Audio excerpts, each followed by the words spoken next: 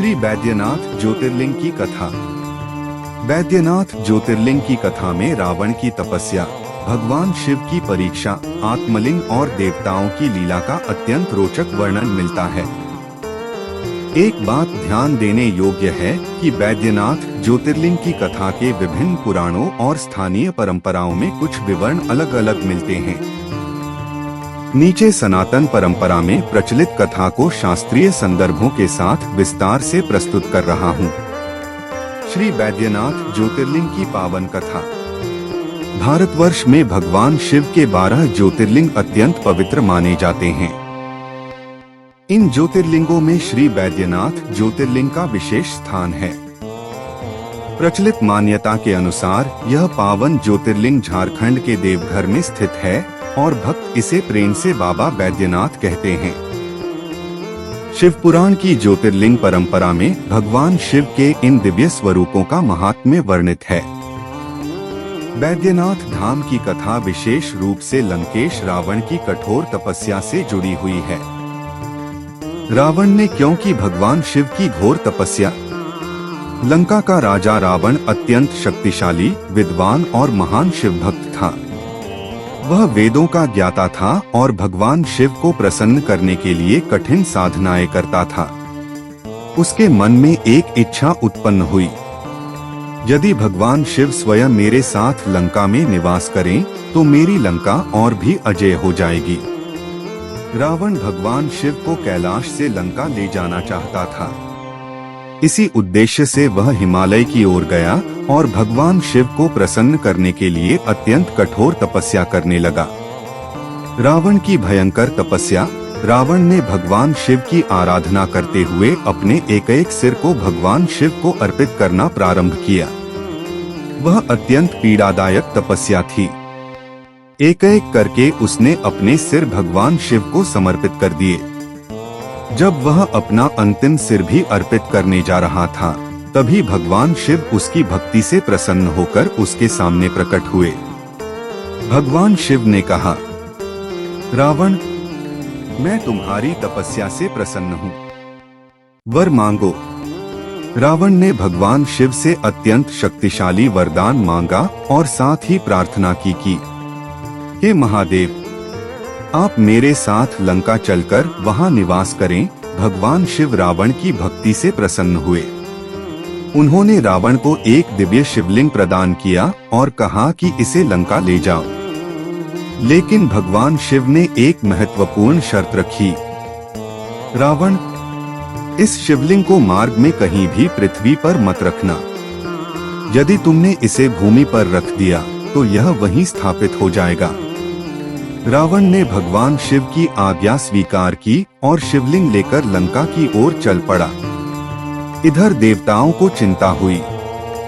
जब देवताओं को पता चला कि भगवान शिव का दिव्य शिवलिंग लंका पहुंचने वाला है तो उन्हें चिंता हुई। यदि वह शिवलिंग लंका में स्थापित हो जाता तो रावण की शक्ति अत्यंत बढ़ सकती थी। देवताओं ने भगवान विष्णु से सहायता की प्रार्थना की। भगवान विष्णु ने लीला रची। रावण जब शिवलिंग लेकर जा रहा था तब मार्ग में उसे लघुशंका की आवश्यकता हुई। अब समस्या यह थी कि शिवलिंग को वह नीचे रख नहीं सकता था। एक ब्राह्मण बालक के रूप में भगवान विष्णु की लीला। रावण ने रास्ते में उस बालक को देखा और कहा, मैं थोड़ी देर के लिए जाता हूँ, तुम इस शिवलिंग को अपने हाथ में रखना, लेकिन इसे भूमि पर मत रखना। बालक ने कहा, ठीक है, लेकिन यदि बहुत समय लग गया और यह भारी हो गया तो मैं इसे अधिक देर तक नहीं उठा पाऊंगा। रावण चला गया। कुछ समय बाद शिवलिंग अत्यंत भारी हो गया। बालक ने रावण को पुकारा और अंततः उसने शिवलिंग को पृथ्वी पर रख दिया। शिवलिंग वहीं स्थापित हो गया। जब रावण वापस आया और उसने देखा कि शिवलिंग पृथ्वी पर रखा हुआ है तो वह बहुत क्रोधित हुआ। उसने शिवलिंग को उठाने का प्रयास किया। उसने अपनी पूरी शक्ति लगा दी, लेकिन शिवलिंग पृथ्वी से हिला तक नहीं। रावण समझ गया कि यह भगवान शिव की ही इच्छा है। उसने भगवान शिव की आराधना की और अपनी भूल के लिए क्षमा मांगी। कथा की परंपराओं में आगे बताया जाता है कि भगवान शिव उसी स्थान पर ज्योतिर्लिंग रूप में प्रतिष्ठित हुए। यही पवित्र स्थान आगे चलकर बैद्यनाथ धाम के रूप में प्रसिद्ध हुआ।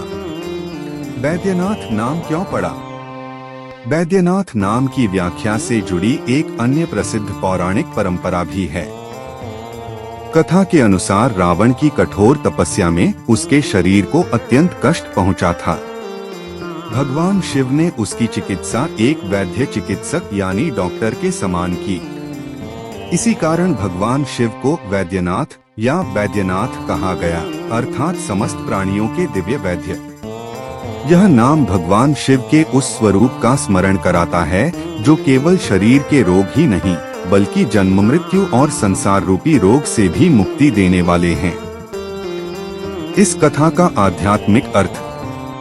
यह कथा केवल रावण और शिवलिंग की कहानी नहीं है। इसके भीतर बहुत गहरा आध्यात्मिक संदेश छिपा है। एक, भक्ति में शक्ति होती है। रावण असुर कुल में जन्मा था, फिर भी भगवान शिव उसकी तपस्या से प्रसन्न हुए। इससे संदेश मिलता है कि भगवान के लिए केवल बाहरी पहचान महत्वपूर्ण नहीं है। सच्ची भक्ति भगवान को प्रसन्न कर सकती है। 2, शक्ति के साथ अहंकार नहीं होना चाहिए। रावण महान विद्वान और शिव भक्त था, लेकिन उसके भीतर अहंकार भी था। उसे प्राप्त शक्तियां अंततः उसके पतन का कारण बनी। इसलिए कथा हमें सिखाती है, भक्ति हो, ज्ञान हो और शक्ति हो, लेकिन अहंकार नहीं होना चाहिए। 3, भगवान की इच्छा सर्वोपरि है। रावण भगवान शिव को लंका ले जाना चाहता था, लेकिन भगवान की इच्छा कुछ और थी। शिवलिंग वहीं स्थापित हो गया जहां भगवान ने चाहा। इसलिए सनातन धर्म का एक सुंदर संदेश है, मनुष्य योजना बनाता है, लेकिन अंतिम निर्णय ईश्वर की इच्छा से होता है। बैद्यनाथ धाम का विशेष महात्म्य। देवघर का बाबा बैद्यनाथ मंदिर भगवान शिव के प्रमुख तीर्थों में गिना जाता है। श्रावण मास में यहाँ विशेष रूप से विशाल श्रद्धालु समुदाय भगवान शिव का जलाभिषेक करता है। भक्त दूर दूर से गंगाजल लेकर जय घोष करते हुए बाबा बैद्यनाथ के दर्शन के लिए आते हैं।